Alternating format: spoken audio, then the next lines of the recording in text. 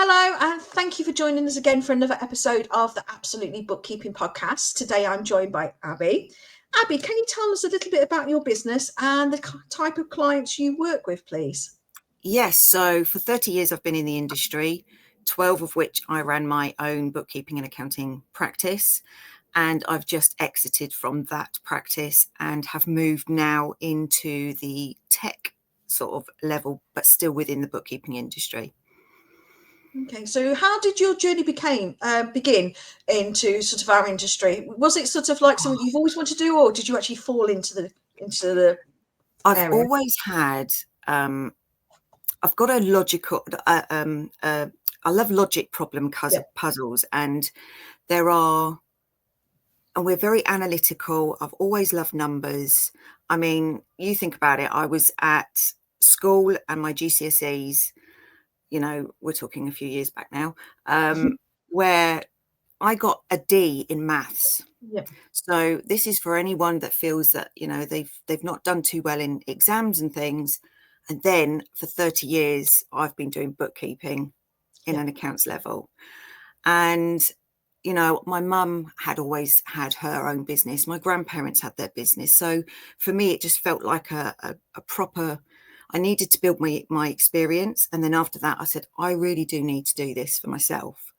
Yeah. So the entrepreneurial journey didn't come as a real shock factor for me as what many would experience.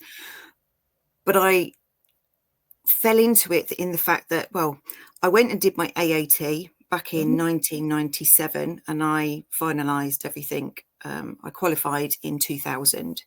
So, I mean, we're talking 25 years ago now, and I've not done any more qualifications since then. Mine's just been through experience, and I've gained so much more. So I always think sometimes it's great to have a bit of a foundation of exams, but real life experience is definitely needed, because it's changing from literally from one year to another, let alone one decade to the next. That's right. And when I first started, I mean, we were talking that it was MS-DOS based, which is really old. It's like the beginning of the type of internet. It was before even internet, because it was dial-up. And we always had to say, well, I need to use the phone. Well, I'm on the internet. You couldn't do both at the same time. And we had paper ledgers in some of the older practices that weren't really digitalized at that point. And so I've done both. I've done the paper ledgers. I've done a little bit of the MS-DOS. Then I went to Sage, which was desktop. And that's where I cut my accounting teeth, really. And then from there, literally, I've just loved tech. And I've got my own tech business, which is being launched next year, as well as now my strategist, which is helping bookkeepers really beat the overwhelm of how much is out in the marketplace for the tech that suits their business. Perfect. So if I could ask you, what is the one word that describes your relationship with technology in your business at the moment? Oh, one word. One word only. Yeah. Oh, God. Oh, my God. You just put me on the spot now. I would say strategy. Yeah. Good word. And that, for me, is because we all need a strategy in our business, whatever decisions we try to make, right? We need to be able to see the end goal and then build a strategy to get there. And it's the same when you're with tech, the tech in our business. So, strategy is the word that I would use. Fabulous. So let's go on to your favourite apps. So what is the one favourite app or software you simply could not run your business without? Engager. Engager. Cool. It's like that was a breath of fresh air for me, because it did, even though it was just the one thing that I needed help with, which was really just like a CRM database. But what comes with it is so much more that I needed and didn't realise. So how did you discover it? Was it sort of like, and was it a game changer from day one, or was it kind of like a work in progress? No, it was a game changer from day one. It was funny, actually, because it was 2 years ago. My then business partner She said, Abby, you really need to try this. This is amazing. So I said, okay, fine. Now, bearing in mind, I was at my second or third day into my holiday. And with me, I can't leave anything. I've got to say, oh, well, I'm not going to be able to do it when I get back because I've got this, that, and the other to do. So I'm not going to be able to get a chance. I tell you what, while I'm doing it, while I'm resting and relaxing, I'll get on and I'll try it. Took me 2 days to set everything up, got all the clients on, got all the proposals, got done all the AML. I did everything in 2 days because it was so simplistic. Now, I did obviously use 2 days of my holiday, but I thought what productivity I was able to produce in that time. And then when I start next week, I'm actually hitting the ground running and I'm not having to worry about trying to carve some more time out. So, yeah, it was a complete game changer. Can you tell me about the problems that Engager has solved for you and your practice and you personally? Oh, my goodness. I would say pretty much the deadlines and notifications that you get, because it keeps you on the ball and you're not missing any deadlines. Nobody's falling through the gaps. Proposal is so easy to use. The only thing is there is obviously a bit of setup in the background of how those calculations are done. But once that's all set up, once you do a proposal can take 5 minutes, if that, 10 minutes, depending on, the quantity of services that a client requires. But that in itself, when I did it prior to that, I wasn't using really much tech. I tried so many different proposals and it just didn't really click with me. So I ended up having to go back to my normal spreadsheet where I put all the information in and then printed it out as a template. So that took me 2 hours to do one proposal, to prepare it all. With Client Engager or Engager.app, they, within 5-10 minutes, it was done. And so I've gained back literally over just under 2 hours back of time. Wow. So, yeah, the deadlines and the proposal was the biggest thing. Can you talk through how you use it for your day-to-day workflow? Obviously, you stressed how important that it is a time saver. Just how important is it in your workflow for your business? Oh, without a flow, without a strategy, things fall apart. And unfortunately, that's when you start the service that I wanted to provide my clients I needed it to be top notch. I didn't want to go, oh, I'm really sorry. It was forgotten, or really sorry, we're really busy at the moment. I hate that phrase of I'm too busy, because if you're too busy, then something hasn't been systemized correctly, because you should be able to systemize it in some formal way, or you need another employee. So I've always tried to look at it, okay, I'm really busy, right? I don't like that. So what do I need to do?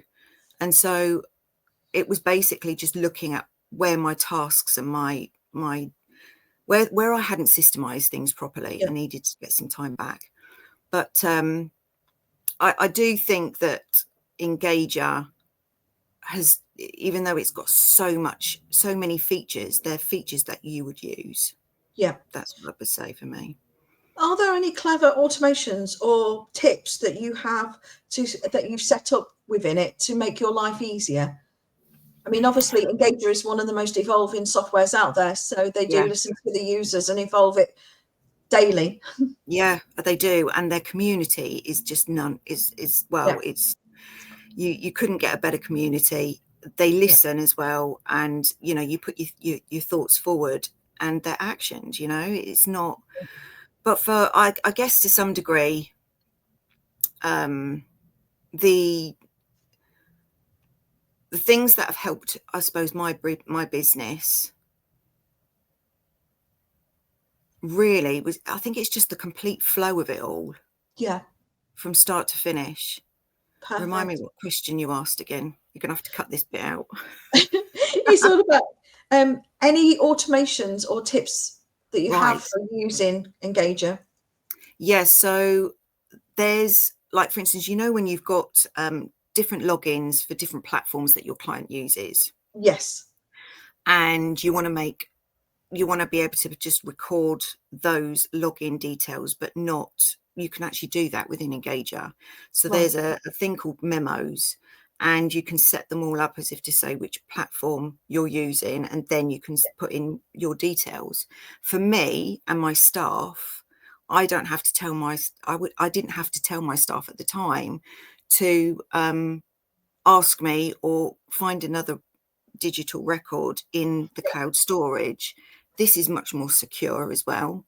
And so everything's in there. Go to a client, all the information, the workflows, the instructions. There's a link to a manual which tells you exactly what the client requirements are and what deadlines, like when they're meant to be done. Like on a Tuesday, it's meant to be done this way.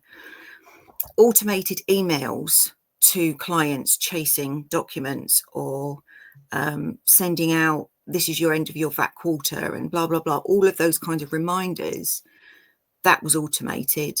Yeah. There was just so many things that we managed to automate. So it's, for me, the top tip, I think, would be how I did it was looked at how I was currently doing the process. Yeah. And then finding out whether or not Engager or any other app was available to make it easier and more efficient. Perfect. So it was documenting everything that I was doing right now, because that's your starting ground to think, okay, what can be improved? And that was my, that's me. You've mentioned that it saved you time. Has it helped you scale your business, and also, more importantly, helped you keep your sanity? Yeah, it has. Last year, I hit my 6 figures that I had on my goal sheet. Yeah. God knows how many years. And unfortunately, I would have done it very quickly within a few years, but unfortunately my health deteriorated, and then I had to start again. I had to downsize and just take on a handful until my health got better, and then I grew it again. So I've been all like this throughout my 12 years of running my practice. But last year I went literally, right, hell for leather. I'm literally gonna try and see what I can do. We've systemized everything now. Let's see, we've got the capacity, and we did, and we managed to hit the 6 figures last year. I mean, I did have staff as well at the time, which was good, but I employed 2 more last year in that growth spurt. So yeah, I think hitting that goal for me was the biggest ultimate. And then this year, I exited it. So it was it was like giving up a child, which is like nigh on impossible. But I had to make the decision. I'm 50 next month, and it was almost like a massive life changing experience. I have got so much knowledge, and I just think the time and effort, I've done it, I've been there, I've bought the t-shirt, now I want to try something different. But growing, I couldn't have grown if I didn't have the systems in place, because it would have broken and it would have fallen apart, and I would have lost clients before I'd even gained them. So for me, it was definitely trying to make sure that I systemized everything. And then I got the staff involved to say, do you think this could run even better than what I've actually proposed? So brilliant. Are there any common mistakes you see other bookkeepers and accountants make when using Engager? Because obviously Engager has a really powerful community where they have a lot of support in there.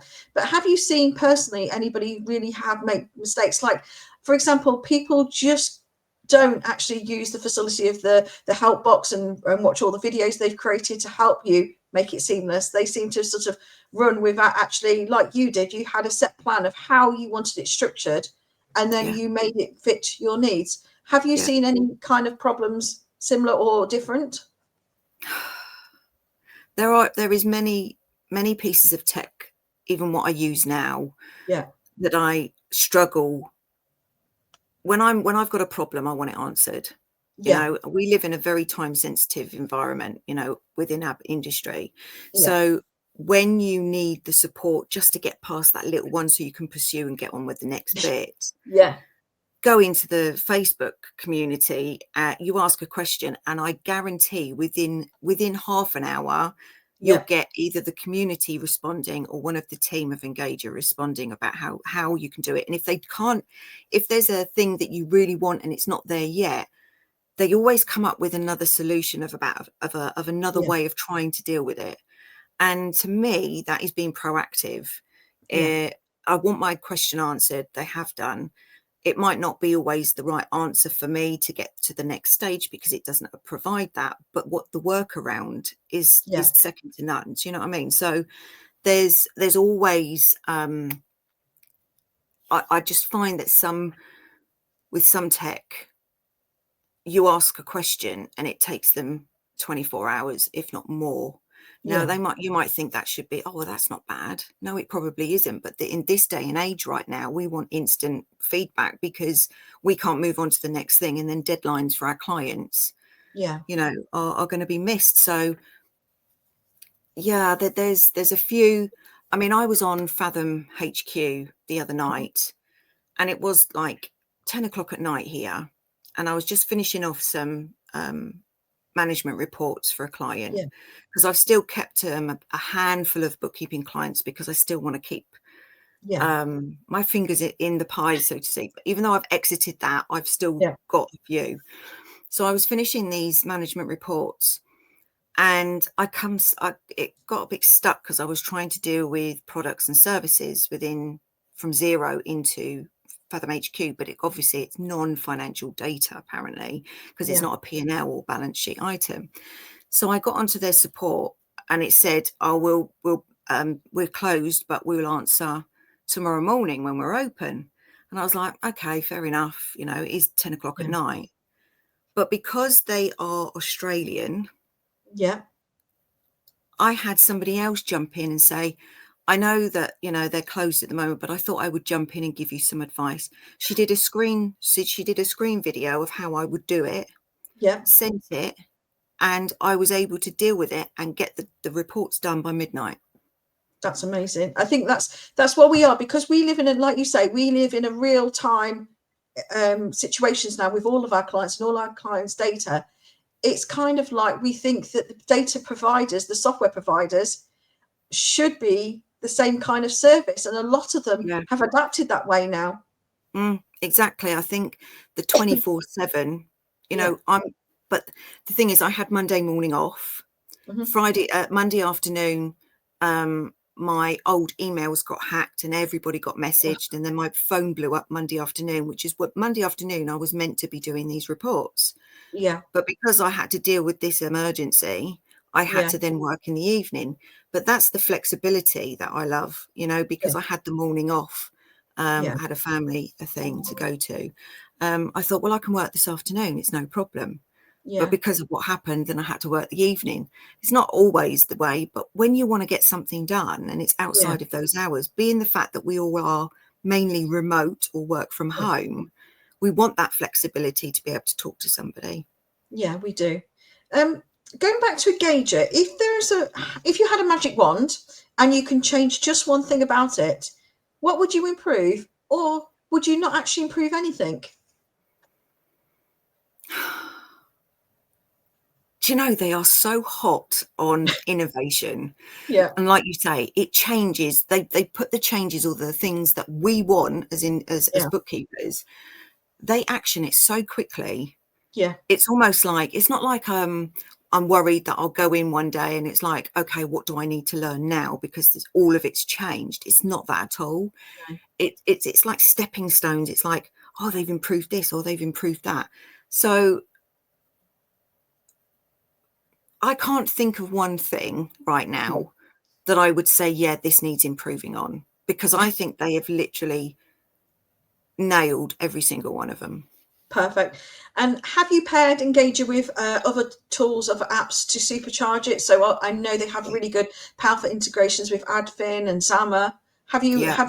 linked it with as many as possible to make that seamless sort of connection?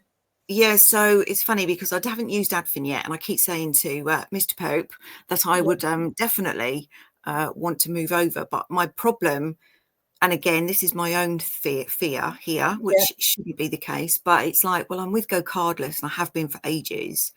Yeah. How easy is it for me to change over? See, they've brought out a new thing now, haven't they, where they can Yeah, actually do it, and it takes probably a couple of months, but they will actually migrate your clients over to Advin yeah, through the professional services between the GoCardless and Advin themselves, which I think is it's unbelievable. amazing. I do, Yeah, because they're losing clients. How would you want to lose clients or yeah, customers and still actually then have that process in place, which I think is lovely, yeah, because we're in it together. There's enough yeah, people want to use it. But so I'm waiting. He's already said to me that this is coming, but when it does, yeah, I said I want to be all over it, because I do want to change over to Advin. I've also connected it to Zama. I've connected yeah, it to Zero. I have had a look at the Sift analytics because I was really yeah, curious, because I'm always testing and trying different tech, because not just so much for me, but maybe for some of the clients that I'm working with, to help them with their practice yeah, transition. So I've got them in mind, not so much myself. So it's almost like I trial so much. I trial yeah, a piece of tech, I would say, at least once a day, yeah, because I want to know what's out there and what features, what is the benefit, what's the impact they're trying to make for one. Some of them are Swiss Army knives, yeah. others are just bread knives, and some practices either need one or the other. So for me, I need to know exactly what's going on in the industry. Yeah, I like the integration with Xenon Connect. I think that was a superb connection because obviously Yes. the data from Xenon Connect is so powerful to have Yeah. that in your practice management to be able to cost effectively look at the data quality, the data Yeah. set is just a key point of that. And Yeah. obviously bringing proposals in live this week as well has obviously made Engager kind of number one.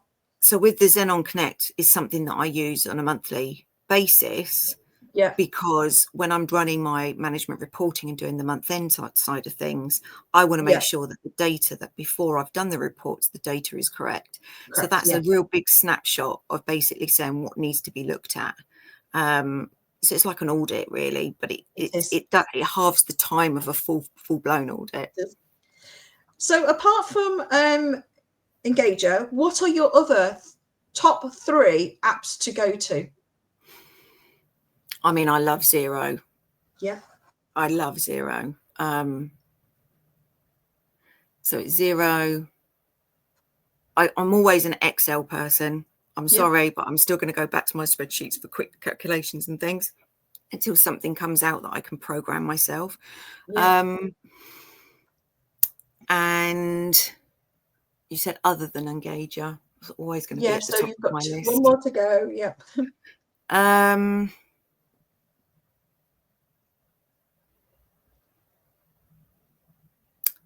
oh my goodness.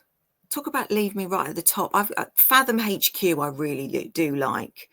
And yeah, I've tried Futurely, and then when they got bought out by Sage, it changed quite drastically, and I wasn't really keen on the yeah, changes.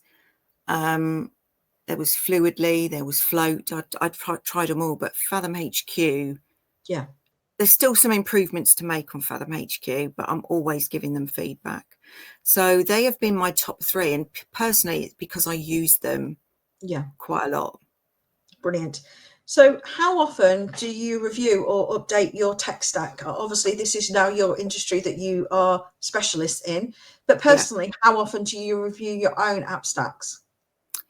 So I would review it. It's normally like a 90-day cycle Yeah, when I go through an audit. So from the beginning of those 90 days, I'm looking at what can be improved. By the end of that first month, it's almost like, okay, what we're going to implement to improve certain yeah, systems or whatever. And then by the end of the 90 days, that's implemented, and then we move on to the next. yeah, However, if there's one, like I used to have staff meetings every week, yeah, and tech was one of our systems, and tech was one of our bullet points of what to discuss. And it was always brought up to say, okay, what have we been struggling with? What do you think we can improve on? What task is the main mundane thing that we can try and move away from and implement it through automation or something? And it was always at the forefront of our conversations. So it was spoke about on a weekly basis, but normally it was a 90-day plan. And I did it 90 days because obviously we've got other stuff to going on, but we still needed to make sure that we were improving and implementing the whole stage of it. It was a process, because not only, and then when you do it with one client, I wouldn't do it with every single one of them. When you start implementing, we did it with one client to see how well it worked and the process, and then getting the systems in place, and then putting it into Air Manual so it had actually the proper book workflow. But we also discussed what impact is it going to make on our practice, what impact is it going to make on each other, and what impact would it have on our client, or would they not even realize that we've implemented it because it's more of an internal thing than an external thing. So I think a 90-day plan for me was workable. It was achievable. However, we tended to sometimes implement something much quicker, depending on what, what piece of what platform it was. So about 90 days was the average. Fabulous. What's your piece of advice for bookkeepers and accountants out there who feel overwhelmed by all the software choices that are out there currently? Great question. So I always say, when you're not armed with the right questions, chaos happens. But once you have a list of questions to ask yourself about yourself, the practice, the staff, the clients, when you're armed with those answers, you've got much more clarity as regarding your approach to thinking, okay, what's our next step? So, I mean, I've just obviously released my book, and called Rewired, A Bookkeeper's Guide to Smart Systems. And there's I think there's over 60 templates that you can download for free. That is like an audit, but there's loads and loads of questions. It's all about, sometimes when you're in it, you don't realize, if you don't know the question to ask, you're never going to ask it, and therefore you're never going to get anywhere. So I've presented load of questions to, they're thought-provoking, and they provide clarity of your next steps. Perfect. Right, this is the quick fire round, so it's going to be short and sweet. So iPhone or Android? iPhone. Xero, QuickBooks or Sage? Xero. Coffee or tea? Coffee. What is the one piece of tech or business wisdom you wish you'd known from the beginning of starting your business? Having systems in place. Okay. And my final question for you today, Abby, is what app do you think is underrated and deserves a little bit more love?